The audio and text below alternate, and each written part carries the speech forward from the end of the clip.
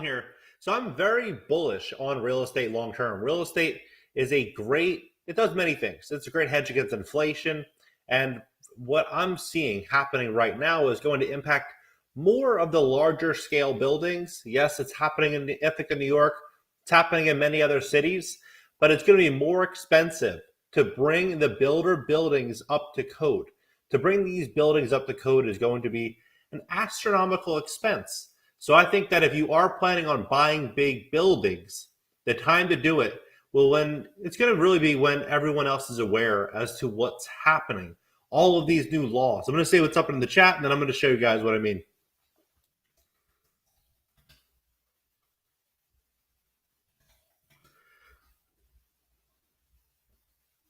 So take a look at this. I told you guys about this last week, about a week and a half ago, that Ithaca is decarbonizing the real estate. And at that time, they said the cost to do so was roughly $50,000 per single family home is what they estimated, about $50,000 per house, right? Well, this article just came out today, and this is all for New York City. And they're saying that 48% of New York City does not meet the new building codes that go into effect. Well, these building codes, you essentially have to almost rebuild the building. It is very expensive, extremely expensive. And most landlords right now, they haven't had a profitable last couple of years. Many landlords are really underwater or barely breaking even. So take a look at this. Energy efficiency among New York City buildings has improved a bit, but almost half of those forced to post a grade are still failing. According to the city's analysis of preliminary data from the Department of Buildings, 48.3% of buildings either received a D or an F grade. Receiving a D is essentially the worst a building can do. An F is reserved for properties that don't submit data. The square of Ds dropped to 39.2% from 44.1% year over year, suggesting some of the least energy efficient buildings made improvements, though some commercial buildings saw consumption drop due to the pandemic. Meanwhile, the share of Fs increased 9.1% from 7.6%. On the other end of the spectrum, about 20% earned A grades, up from 15.5%. The city's report reported that the average overall score increased 54 to 57 year over year. Letter grades stem from buildings. So I'm going to share with you guys what this means, but I want you guys to first take in this information. Manhattan had the largest share of A's among the 5 boroughs at 23%, up from 15% a year ago. Gina Borka, Chief Sustainability Officer of the Department of Building, told the city that transparency of the grades has motivated property owners to improve the buildings. More than 20,000 buildings with more than 25,000 square feet in space were analyzed. So it's 20,000 buildings, but the actual amount of buildings that will be impacted will be 50,000. It is, let's see here, 25,000 square feet. The total is 50,000. I'll show you guys as we go through this. So the total buildings that will be impacted will be 50,000. The grade significant is largely in the eye of the beholder. Landlords don't get fined for poor grades, but tenants may use them as data points in deciding about renewing or signing a commercial residential lease. The only penalty is a $1,250 fine for not posting the letter grades by October 1st, right? But that changes. Grades are calculated based on an Energy Star metric, comparing the energy consumption of buildings across the county with similar densities and usages. Beginning in 2024, however, Local Law 97. So this has to be done by 2024, meaning the landlords that are going to be waking up to this are going to be waking up to it almost every day. More and more landlords are going to learn what they have to do in New York, and that is going to, I think, change the appetite of these landlords. So Local 97 will subject owners to a fine of $268 per ton of greenhouse gas emissions above a certain limit, right? So look at this. Failure to submit a report will result in a fine. So you have to do a report every single year. So it will result in a fine of 50 cents per building, per square foot, per month. So that's how much it is, right? So if you have a bare minimum, if you barely hit 25,000 square feet and you're paying 50 cents, you have $50,000 a month. 25,000 divided by 50 cents is 50K, right? And so this is what they will have to do when you're looking at these changes. So it's on, you have to do an internal inspection, an external inspection, high pressure boilers, low pressure boilers, staggered inspection cycles, repair of defects, reporting and unsafe hazardous conditions, owner, it goes all the way down. So you have to essentially get your building off of traditional fossil fuels. So that's electrifying the properties, taking the stoves off of fossil fuels, in many cases redoing the windows, changing hallways, changing lighting, changing how you get energy and how your tenants get energy. It's a very, very big undertaking. It's a very big undertaking. And the fees are astronomical. If you don't comply, the fees will simply just multiply. But these fees, this is what's happening. So in the beginning, it's just 25,000 square foot structures, right? It covers approximately 50,000 buildings, as I was mentioning, and nearly 60% of the square footage in New York City. This is all coming into effect by 2024. So by 2024, everything has to be done. So you think about how long, for example, like if I built a couple little houses in LA, I don't know, a year ago, something like that. It was a pain working with the city, especially during, all the delays that we're dealing with right now. And that took me almost a year, maybe even a little bit longer, really. And if you're going to start to try to, to do these renovations and these upgrades to your property, what's likely going to happen is you're going to have to start in the next 6 months or the next 3 months for you to be able to finish it in time for that deadline. Tied to the primary energy use and square footage, this cap decreases over time to achieve the significant reduction in emissions. So this is the big question. Let's say you upgrade the building to get it to the 2030 standard. Well, or to the 2024 standard. By 2030, there are new changes. And by 2050 is when you really have to get that building. It's like the 80% of emissions from the structure. So you have to continue to do these upgrades and these renovations over time. But so far, what I'm seeing here, though, is New York City is really focusing on the bigger properties. So what I'm thinking is going to happen here is I think that if you are living in New York or you'd like to live in New York, it's a beautiful place. I really enjoy it. Some troubling things happening there right now, but long term, New York has always been a great place to be. So hopefully that will come back and that culture will come back, and New York will be a place where tourism, everything kind of goes back to New York. But what I think happens there is I think a lot of small landlords are going to probably have to sell their properties in the next couple of years. So if you are planning on buying, let's say you're renting a place or you're considering to be a first-time buyer, I think there's going to be some opportunities coming up there pretty soon, because the landlords that are losing out right here that simply aren't going to be able to upgrade their properties, they probably have businesses. Somebody that owns a 25,000 square foot building, for example, probably has a business in the city, probably employs people in the city. And when they mention that it's hitting about, what they say, 60% of the city. So if it's hitting that, I think it was 60%, 48.3% of the buildings, but it clarifies right here.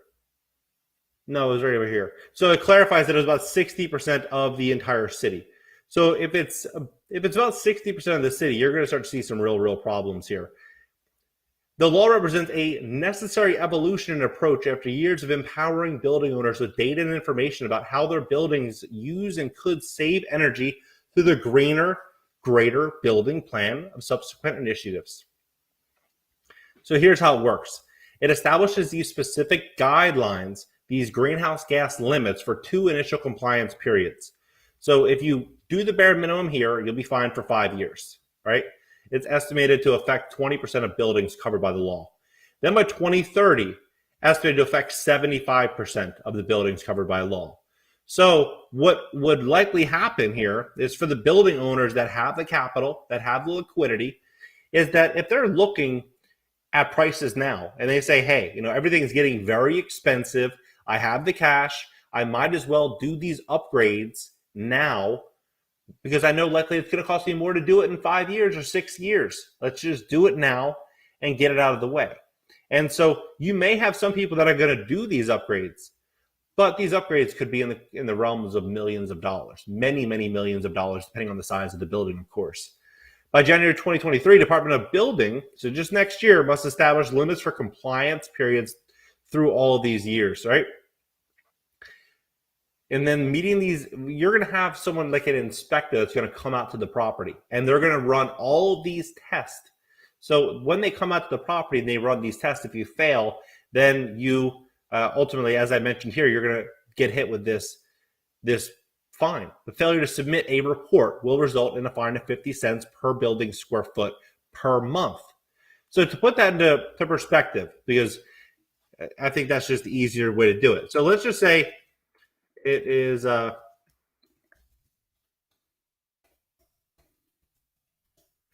just for easy math. So like $50,000 a month. Let's say you have a annual gross income, $50K a month times 12, right? So $600,000. And then let's say you have a vacancy rate of say 6%.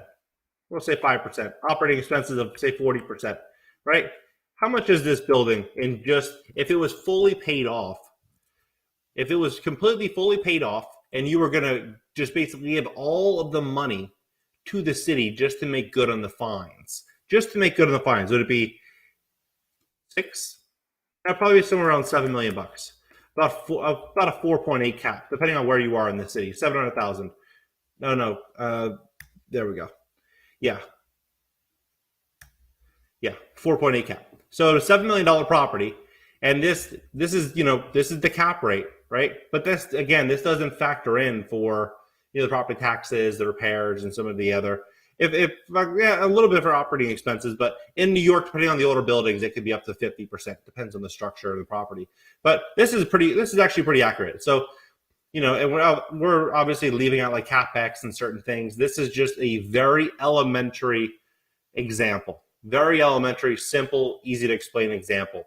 $7 million property. If you were to own this property outright with no mortgage, the liquidity coming in from this property, if you gave it all to the city to make good on the fines, you'd be left with no money.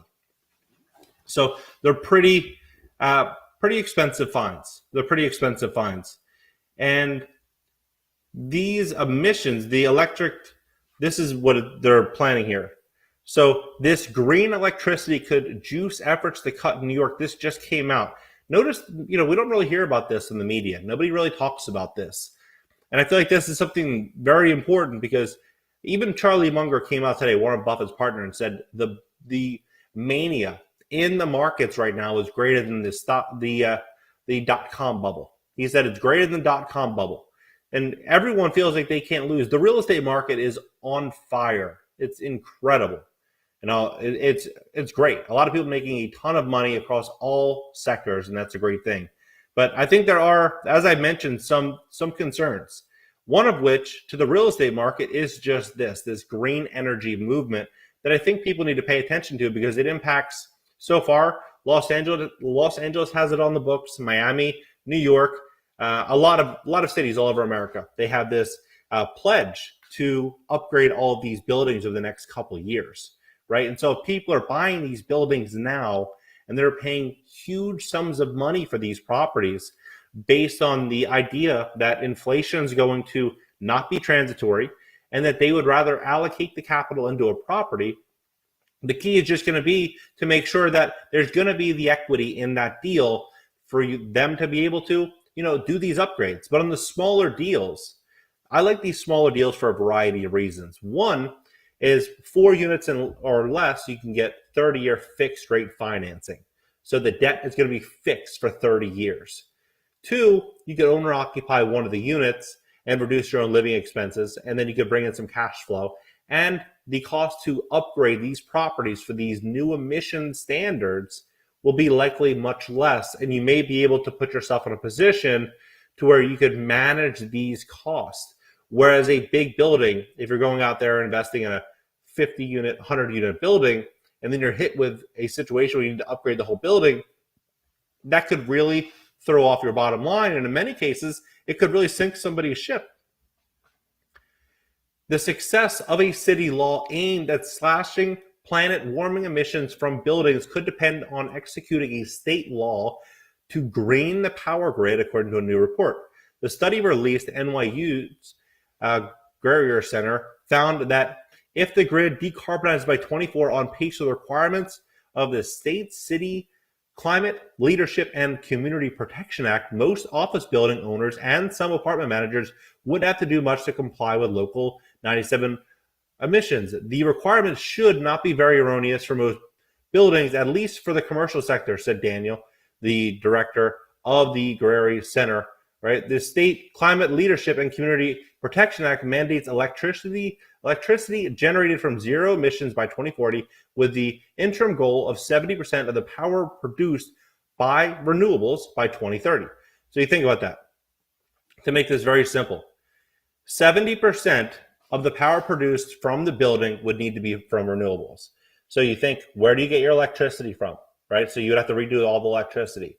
Where do you get the heat from the stove? How do you turn on a washer and dryer? How do you turn on your heat and your AC inside of the property? All of these things would be changed, right? And so when you have a building in New York, for example, many of these structures are 1920s, 1930s. It's a 100-year-old structure. And so when you're going through the renovation process to bring these buildings up to code and you want to do it in compliance with the architecture of the property, what ultimately happens is that it costs you a fortune, and you have to go through every single apartment and do these changes. And then the question becomes, is what happens to these tenants that are impacted by this construction? In Los Angeles, for example, if there is a situation where you need to do work on a tenant's apartment and that tenant is greatly disrupted, the landlord will have to pay for that tenant to relocate to an apartment, really a hotel of like kind within a certain proximity of that area. It could be a mile, it could be a mile and a half. It all depends. And the landlord's responsible for that bill. Now, I haven't seen anything indicating that, but New York does have very strong tenant protections, very strong. So the question then would be, is what would happen to all of these tenants that are living in these apartments that are, they're going to be greatly disrupted by all these renovations. Local Law 97 imposes greenhouse gas emissions caps on buildings. Most over 25,000 square feet, building owners must comply with the caps by 2024 and meet even stricter limits by 2030 or face fines. That's why I think that, as I mentioned, the big money is going to say, okay, the dollar's dying, and I understand where things are going in the economy. I understand the changes I'm going to need to make for this. I think what's going to happen is these private equity firms are going to say, hey, let's raise capital and let's go out there and buy the distress. Because when most people, they wake up, most people can't afford a $500 emergency expense that comes up. Their car breaks down. Most people can't afford it. Same goes true with a lot of landlords. Not all landlords are, super rich. So if they get hit with a $50, $100, $200,000, $1 million bill, you can bet that there's going to be more sellers than buyers. And when that happens and supply and demand rotates, what generally happens, prices fall, and then opportunity becomes readily available for the people that have capital. The aim is to chop buildings emissions by 40% and 80% by 2050. Buildings are the largest source of greenhouse gas emissions in New York. The city passed this law in 2019. Notice, though, they passed it in 2019. No one really talked about it. It was kind of like, okay, we'll see what happens. Now it's here. This article came out today. They're talking about this. Today, they said, December 3rd, they're saying this. Call for a study of a feasibility of a citywide carbon trading program, which could essentially allow buildings with low carbon emissions to sell credits to ones that exceed limits. Think about that. Think about the opportunity there. If you are a very wealthy person, or you have a company that is extremely wealthy, you say, okay, I'm going to go out there, I'm going to get my building completely rid of all emissions, and then I'm going to charge my neighbor and that neighbor and the person across the street, I'm going to charge them to rent my carbon credits from me and I'm basically going to be able to charge anything I want for them because there's going to be so many people that are going to try to rent these. It's incredible. That is, you really soak that in. The city law passed in 2019 called for studying the feasibility of a citywide carbon trading program. And also BlackRock is heavily involved in, there's actually a lot of big companies right now that are involved in this, which could essentially allow buildings with low carbon emissions to sell credits to ones that exceed limits. I would actually be surprised if this is a thought. And let's say that I had a building, and let's say that the building was producing a lot of emissions.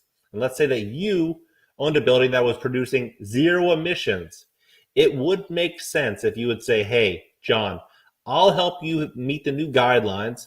Just give me 25% equity. Give me 50% equity in the property, and I'll help you meet these guidelines. That could be a real thing, because if you look at what was happening in New York right now, in Ithaca, that's exactly what is happening. So in Ithaca, local government's best position to lead this, right?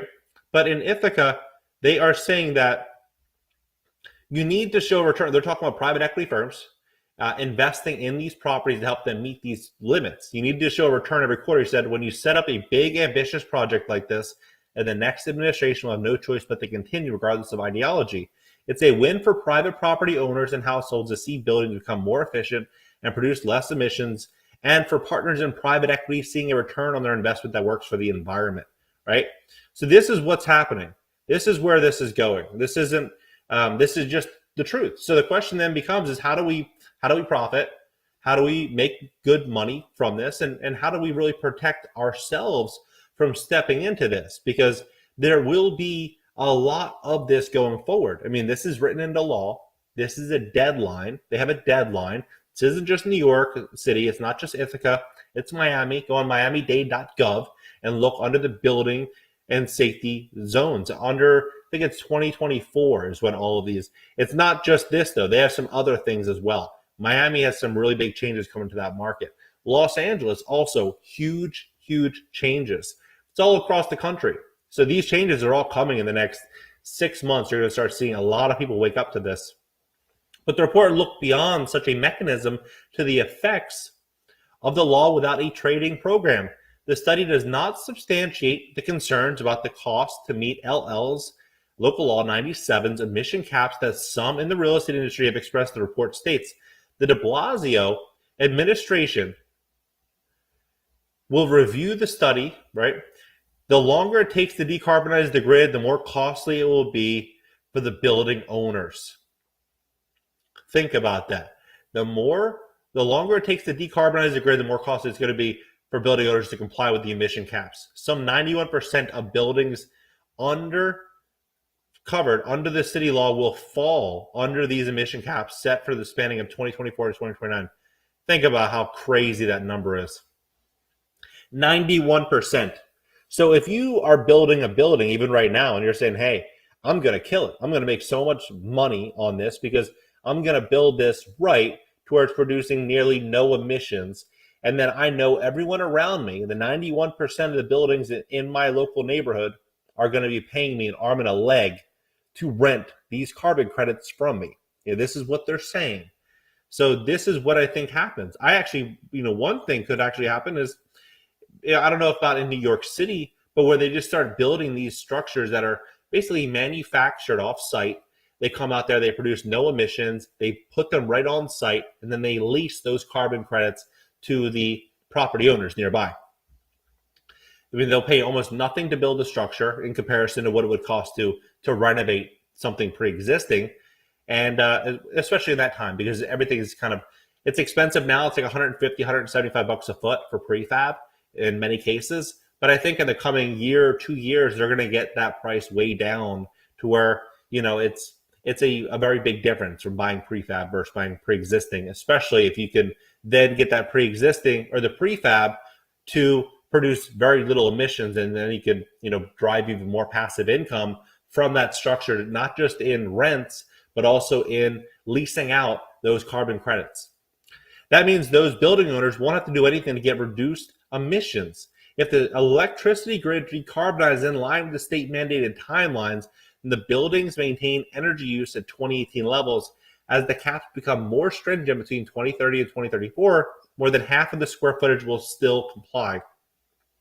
But the report highlighted varying impacts for residential and commercial buildings. Emissions from the commercial buildings will reduce at a quicker clip than the residential buildings, meaning that the owners of residential buildings will likely have to shell out more than commercial building owners to meet the emission caps.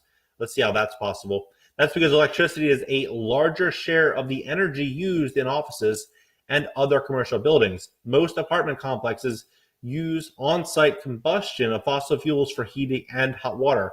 By 2040, the report found just 7% of commercial spaces, commercial square footage, would be over the emission caps without taking any action if the power grid is green, compared to 73% of residential square footage. So they're saying that emissions from commercial buildings will reduce at a quicker clip than the residential buildings, okay? How is that possible? Meaning that the owners of the residential buildings will likely have to shell out more than commercial to meet emissions caps. That's because electricity is a larger share of the energy used in offices, well, yeah, and other commercial buildings.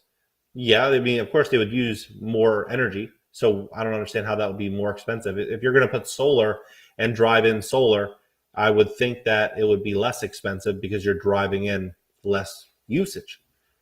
I'm going to have to look into that. The report found that a local carbon trading program would help building owners comply with the emission caps under the city law and spur local investments. Under such a program, buildings that keep their emissions under that cap can sell credits to owners that are emitting beyond limits. The goal of the trading program, you think, I just can't get over how much power that gives those building owners that are able to sell their credits to other buildings. I mean, they could sell those credits for the cost of they could sell those credits. I would bet more so they would do it on equity. They would, rather than just selling it, saying, hey, just pay me a monthly of, $2,000 or $4,000 a month, because it's going to be a big number. Just give me 50% of the building. Because if you were to finance that expense of, say, $3,000 a month, that would cost you $500,000. And rather than you bleeding out $500,000 in that property, just let's split the property 50-50. You keep your half, I'll keep my half, and we'll agree on management and structure, and then we'll do it that way.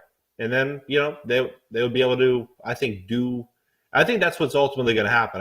I think that these big firms are going to be able to sell these credits to owners that are emitting beyond the limits, that can't afford it, either selling it directly, selling it for a huge rate, or they will be partnering up with these building owners to help them, quote unquote, to meet those new limits.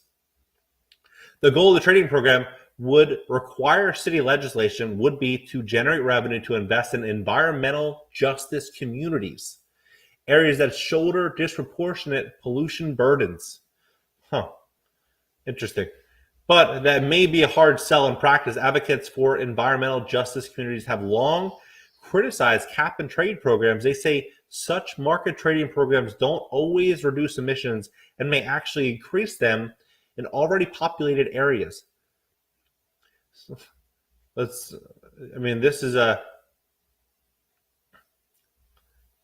is the new governor of NYC. So Adams, the implementation of Local Law 97 may well determine de Blasio's legacy when it comes to climate, but the ongoing enforcement of the Department of Building will soon fall into the hands of the administration mayor-elect Eric Adams. More than a dozen incoming members in City Council last week wrote to Adams to underscore the importance of Local Law 97, calling it the best and most important local climate and jobs legislation in the nation. Adams agrees with the goals of Local Law 97, but has concerns about the fines buildings could face if they are not in compliance with the law, said his campaign spokesperson.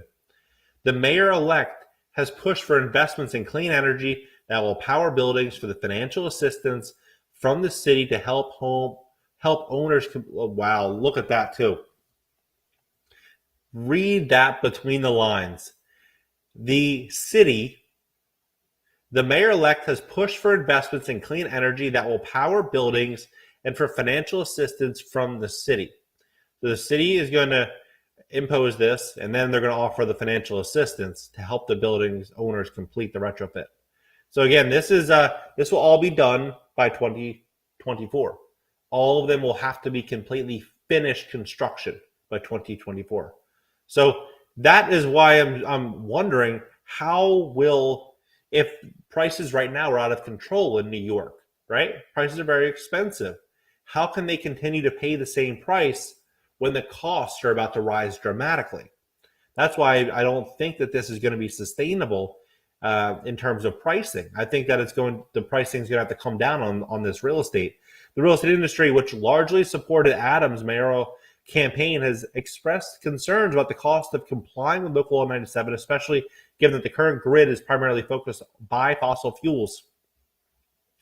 President of the Real Estate Board of New York said in a statement that he looked forward to working with the incoming city administration to exploring the potential for a smart carbon trading scheme and making meaningful progress on reducing carbon emissions in New York City. So this is why I think that smart real estate investors should be paying attention. I think, as I mentioned, real estate is an incredible investment.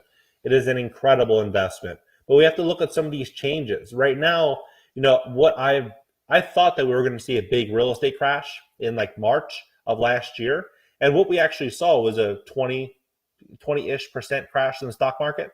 And then they simply just funneled the market with stimulus. No one could have predicted that. They just kept funneling. I thought maybe the first package, I'm like, okay, that's not going to last. They kept doing it. Then they put in the eviction moratorium. Then they did it for commercial properties.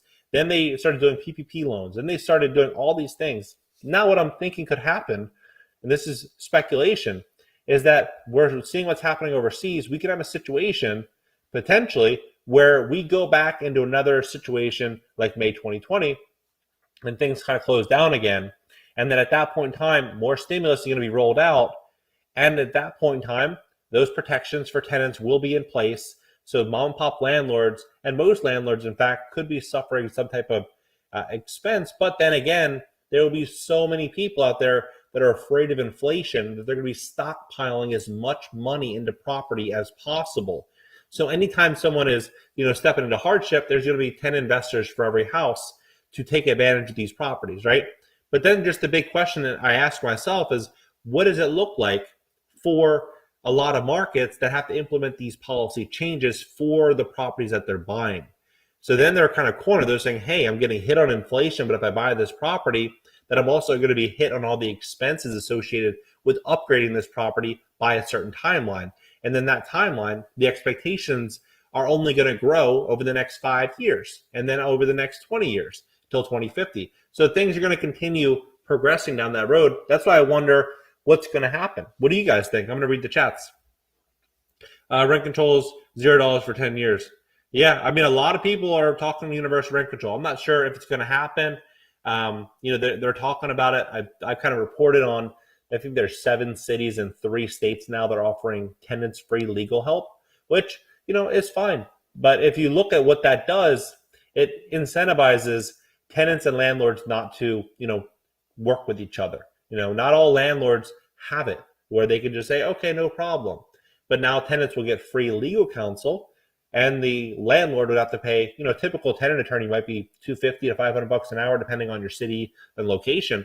So, and then on top of that, court systems are backed up. So, yeah, definitely things are they're definitely going to change in a way that I think could be more challenging over the next 6 to 12 months. But I do think inflation fears are here, and it's not transitory. They're going to keep printing this dollar and printing this dollar and printing this dollar. And so the only thing that's going to matter is going to be hard assets. Assets rich, cash poor. But the problem just becomes is, are you going to be able to do these changes to the properties? That's why I think one smart thing right now for all investors, if you're considering to buy a property, or if you're thinking about, buying something in a certain location, you should go to the building and safety. You can go to, if you're in LA, go to, LADWP and or LADBS. So you look at building and safety, go to the website, look at the changes there, understand what the actual laws are and how much it's going to cost for that upgrade. So while you're doing, your inspection, while you're purchasing that property, you can run through the information with the realtor. You can say, hey, look, I know the property's listed at $599 or $699. but these changes are going to be law in the next 12 months. And for me to complete it in 12 months, I need to get started in the next 2 months. So your seller could work with us. We'll do the deal. If she doesn't, then this is going to have to get disclosed to the next buyer. And legally, actually, the realtor will have to disclose it to the next buyer. So the more that you have these open dialogues, these conversations with realtors or whoever your advisors are to buy property, talking about these things is going to be important. Waking people up so that people understand where things are going, and so people don't get hurt on this. But it seems like these changes are pretty big. Do you still feel like problem is? Let's see here. AMC's boom, and everyone's loving AMC. Yeah. How much money did we print in post 2008? We printed 36% in the last 2 years. Bingo. Yep, and that's only going to continue. That's only going to continue. Look at Turkey; they lost 48% of their currency's value just in 2021, right? And so that's just the big question. It's inflation is here. It's not transitory. You need to invest in assets. You need to own hard assets. That is going to be the key, owning hard assets.